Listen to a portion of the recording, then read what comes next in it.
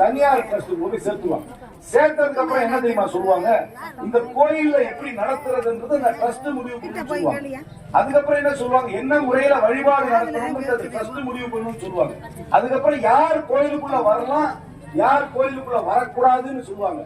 அண்ணல் அம்பேத்கர் அப்புறம் அவங்க முடிவு பண்ணுவாங்க, யார் கோயிலுக்குள்ள வரலாம், யார் கோயிலுக்கு வெளியே இருக்கலாம், என்ன முறையில வழிபடலாம் என்று அவங்க தீர்மானிப்பாங்க. அதுக்கப்புறம் என்ன சொல்லுவாங்கன்னா, கோயிலை சுத்தி யார் கடை வச்சுக்கலாம்னு முடிவு பண்ணுவாங்க. இந்த சமுதாயத்தினர் தான் கடை வச்சுக்கலாம், இந்த புலால் உண்பவர்கள் அங்க கடை வைக்க கூடாது, இவங்க தான் அங்க கடை வைக்கலாம் அப்படின்னு நிர்ணயம் பண்ணுவாங்க. அப்புறம் கடைக்கு அப்புறம் என்ன சொல்லுவாங்க, கோயிலை சுத்தி இருக்கிற வீடுகள்ல யார் இருக்கலாம்ன்றது முடிவு பண்ணுவாங்க. இது எப்படின்னா, மீண்டும் மனுசாஸ்திரப்படி என்னென்ன நடந்ததோ அந்த நிலைக்கு தள்ளப்படுவோமே தவிர இங்க நடந்த சமுதாய நீதி எல்லாம் பின்னுக்கு தள்ளப்படும். நான் சொல்றேன், இந்த கோயில் எடுப்பாங்க, கோயிலுக்குள்ள யார் நிர்ணயம் பண்ண எடுப்பாங்க, கோயிலை சுத்தி யார் இருக்கலாம் நிர்ணயம் பண்ணுவாங்க, அப்புறம் கடைகள் எல்லாம் நிர்ணயம் பண்ணுவாங்க, அப்புறம் வீடுகள் எல்லாம் யார் வசிக்கலாம் சொல்லுவாங்க, அப்புறம் அந்த ஊர்ல யார் இருக்கலாம் சொல்லுவாங்க. அப்புறம் இந்த கோயிலை சம்பந்தப்பட்டவர்கள் கற்பனையை தாண்டி அவர்களுக்கு மனதில் ஓடுகின்ற சிந்தனைகள் எல்லாம் நம்மளை பின்னுக்கு தள்ளிவிடும். இவ்வளவு நாட்களாக 75 ஆண்டுகளாக தமிழ்நாட்டில் இருக்கிறவங்களுக்கு சுயமரியாதை, தமிழ்நாட்டில் இருக்கிற சமூக நீதி எல்லாமே பின்னுக்கு தள்ளப்படும். அதனால இந்த தேர்தலில் வேட்பாளரை மட்டும் தேர்ந்தெடுக்கிற தயவுசெய்து நினைச்சிடாதீங்க. நம்மளுடைய அரசியல் சாசனம். அப்புறம் இந்த ஒன் நேஷன் ஒன் எலெக்ஷன், ஒரே நாடு ஒரே தேர்தல், எல்லா அதிகாரத்தையும் பிரதம மந்திரி அலுவலகத்தில் கொண்டு போய் வச்சிடணும். வெள்ளக்காரன் எப்படி தெரியுமா இந்தியாவை நடத்தினா, வெள்ளக்காரன் ஒன்னும் பியூர் பிரசிடென்ட் எம்எல்ஏ எம்பி வச்செல்லாம் நடத்தல. வெள்ளக்காரன் எப்படி இந்தியாவில் நடத்தாங்கன்னா, அதிகாரிகளை வச்சு நடத்தினாரு.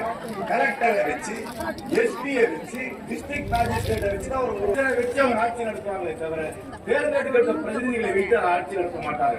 அப்ப நானும் அந்த மெய்யநாதன் மாதிரி யாரும் நேரில் வர முடியாது, நேரில் வந்து உங்க குறை கேட்க முடியாது, உங்களுக்கு குறை இருந்தா எங்களை திட்ட முடியாது, அதெல்லாம் ஒண்ணும் பண்ண முடியாது. ஆபீசர் சம்பளம் வாங்குவாரு, ரிட்டையர் ஆகிறதுக்கு இருப்பாரு. அதனால இது வந்து நீங்க நினைக்கிறதை விட விபரீதமான முடிவுகள் இந்த தேர்தலில் இருக்கு.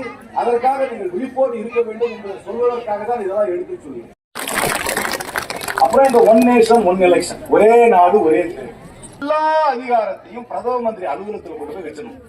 வெள்ளக்காரன் எப்படி தெரியுமா இந்தியாவை நடத்தினா, வெள்ளக்காரன் ஒன்னும் பியூர் பிரசிடென்ட் எம்எல்ஏ எம்பி வச்செல்லாம் நடத்தல. வெள்ளக்காரன் எப்படி இந்தியாவில் நடத்தாங்கன்னா, அதிகாரிகளை வச்சு நடத்தினாரு.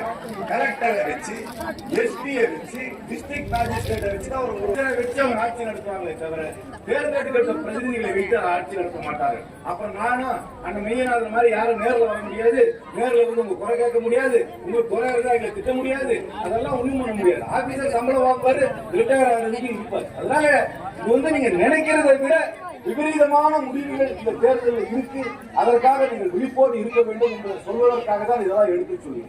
ஒழுங்குபடுத்தணும்னா ஒரு நல்ல பொருளாதாரம் தெரிந்த ஒரு கூட்டணி அமைய வேண்டும். அவர்களால் மட்டும்தான் அந்த ஜிஎஸ்டி ஒழுங்குபடுத்த முடியும். அதனால இதெல்லாம் ரொம்ப கவனமாக இருந்து நீங்க வாக்களிக்க வேண்டிய தேர்தல். ஒரு வேட்பாளரை தாண்டி நடக்கிற தேர்தல்.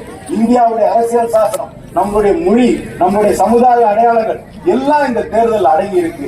அதனால நீங்கள் சிந்தித்து வாக்களிக்க வேண்டும். நீங்கள் இந்த சிந்தித்து ஒரு நல்ல முடிவெடுப்பீர்கள் முழுமையாக நம்புகிறேன். நீங்க வாக்களிக்க வேண்டிய சின்னம் இந்த தொகுதியை பொறுத்த வரைக்கும் கை சின்னம் என்பதை மறக்காமல் கை சின்னத்திற்கு வாக்களிப்பை காப்பாற்றுங்கள், தமிழை காப்பாற்றுங்கள், நமது கலாச்சாரத்தை காப்பாற்றுங்கள், சமூக நீதியை காப்பாற்றுங்கள் என்று கூறி விடைபெறுகிறேன். நன்றி, வணக்கம்.